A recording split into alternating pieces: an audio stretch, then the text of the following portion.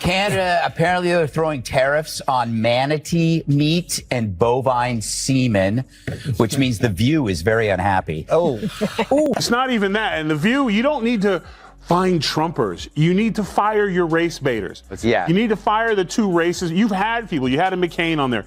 You've had people on there before, and you ran them off. Mm-hmm. So the racist ones who want to stick to this, Whoopi and Sonny, and the, was it Bette Midler? What's her name? The broke-ass Bette Midler. Fire them and bring people in. Maybe you could get McCain to come back.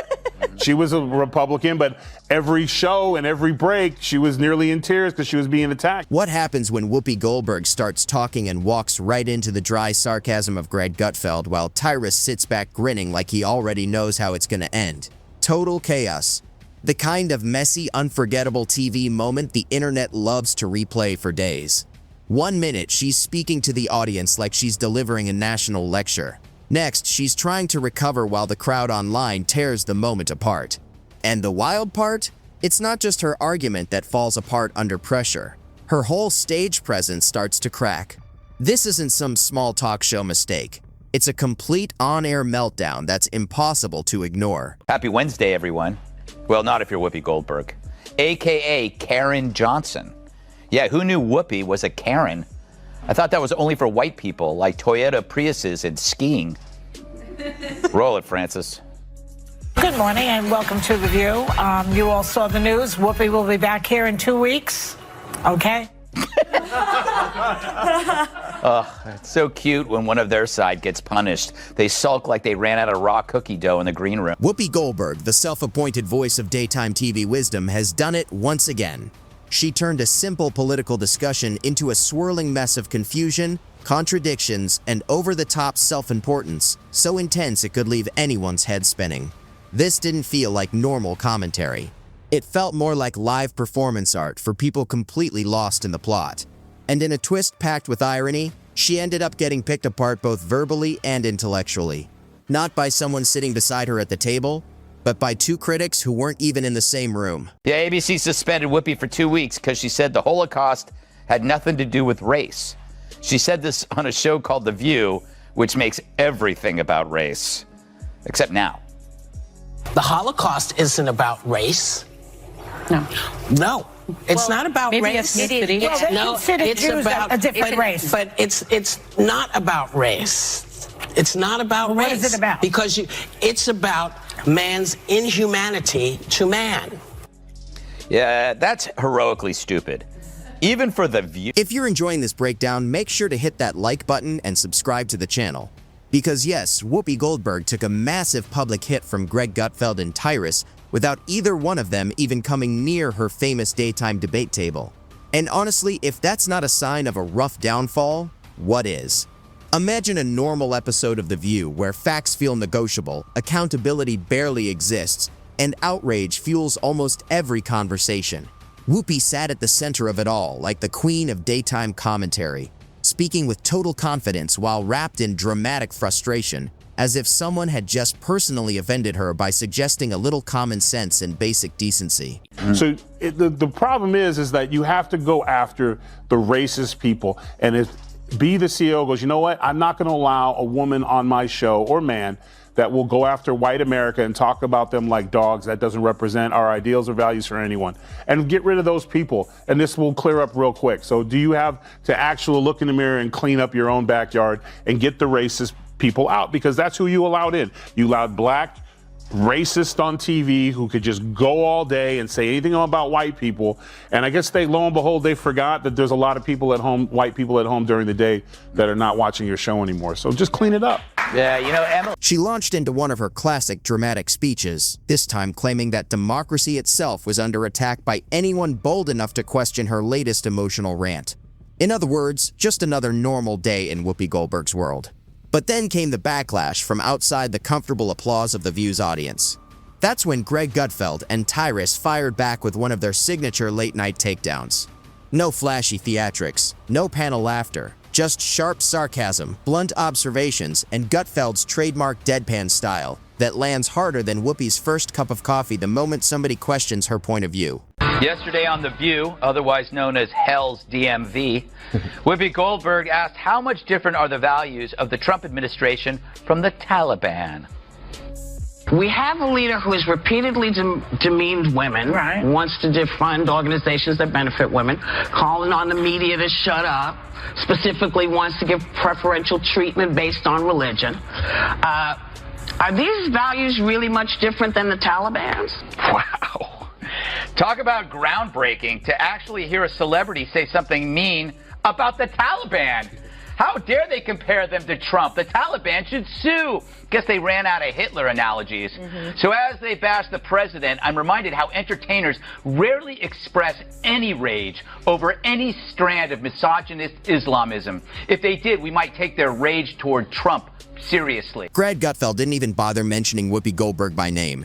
He didn't need to. He just pointed out the absurdity of celebrity commentators who somehow manage to be wrong more often than a glitchy weather app. The kind of people who tell everyone else to get educated right after stumbling through basic facts themselves. Meanwhile, Tyrus, standing there like a giant security guard who accidentally wandered into a debate club, dropped a comparison so brutal it crushed Whoopi's credibility in seconds. And here's the funny part. None of this even happened on The View. Still, Whoopi reacted like logic itself had personally challenged her on live television. She tensed up, leaned into full Hollywood outrage mode, and stared into the camera with the intensity of someone trying way too hard to defend the moment. This wasn't a small slip or awkward exchange. It turned into a complete public meltdown fueled by pride, frustration, and pure insecurity for everyone watching to see. Check it out on The View, all right? Talking about Latinos. Watch this, Tyrus. Latinos in Texas, a district that's 97% Latino, went 75 percentage points for Donald Trump. Why? Misogyny. It's on the border. It's the border misogyny. crisis is on their doorstep. So- and they were begging people to care about it for years. We Misogyny need to and take some sexism. lessons. That's what that was. Misogyny and sexism. Sure, all that, and the price of butter. Sonny gets the game ball. If it wasn't for her, asking that question, it might have been a closer election. And then came the sigh, that long theatrical exhale, like the weight of every opposing opinion had suddenly become too much to carry. The classic "I'm above this" move that really just signals the argument is slipping away. The internet jumped on it instantly, turning Twitter into a non-stop roast and YouTube comments into a crowded reaction thread. And even Reddit, usually only united over tech debates or strange food choices, found rare agreement just to laugh at the moment. Clips spread fast, and memes followed even faster, especially that now famous shot of Whoopi Goldberg staring down the camera while pushing back against criticism, already destined for t-shirts and meme pages everywhere.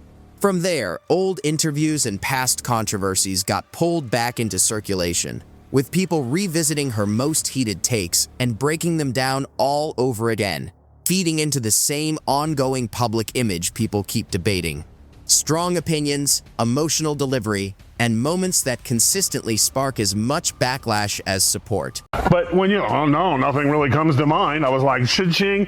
Listen, they're bitter, they're angry, they're entitled. They also should be. This should have been a reset for everyone who pushed lies and misinformation for the last. They call them Hitler, they call these things. America rejected them. And instead of coming back and saying, we lied, they instead are now doubling down. So let her keep doing it, because if she keeps that up, we're going to keep getting the Senate and probably the House and the White House, because people see right through your lies. So keep doing what you're doing. Game ball. It's a brand built on confidence, selective outrage, and a steady layer of self-congratulation, like a mix between a TED Talk and a Facebook rant that somehow won a Daytime Emmy. Meanwhile, Greg Gutfeld and Tyrus didn't need to overdo anything. They just spoke plainly, stayed calm, and let their points stand on their own. And underneath all the polished certainty, Whoopi Goldberg is left dealing with the fact that some of her takes haven't aged well, even as she keeps doubling down instead of stepping back. The irony is hard to miss. On The View, she often positions herself as the voice of everyday people while speaking from a world of privilege that feels far removed from it.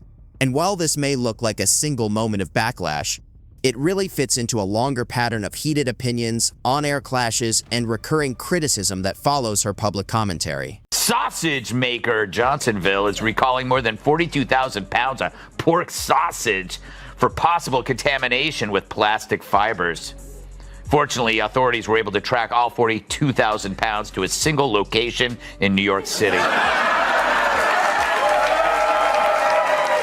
At this point, the Whoopi moment feels almost like a recurring American TV pattern. Confident opening, emotional political monologue filled with buzzwords, a studio audience giving easy applause, and then the pushback that slowly starts to expose the cracks. When Greg Gutfeld and Tyrus weighed in with their broader critique of celebrity commentary, Whoopi Goldberg reportedly took it far more personally than intended, reacting as if it were aimed at her identity rather than the larger culture being discussed. The response came off intense and emotional, almost like criticism itself was being treated as an attack, which is where the real tension lies, when disagreement turns into personal offense. The conversation stops being about ideas and becomes about ego, and that's the cycle people keep pointing out whenever these public clashes happen. It's not even that. In The View, you don't need to find Trumpers. You need to fire your race baiters. Yeah. You need to fire the two races. You've had people. You had a McCain on there. You've had people on there before, and you ran them off. So the racist ones who want to stick to this, Whoopi and Sonny, and the, was it Bette Midler? What's her name? Yeah, broke-ass Bette Midler. Fire them and bring people in. Maybe you could get McCain to come back. She was a Republican, but every show and every break, she was nearly in tears because she was being attacked. Greg Gutfeld approaches it differently. He rarely raises his voice. He lets sharp, controlled punchlines do the work, landing with a calm precision that makes the point for him.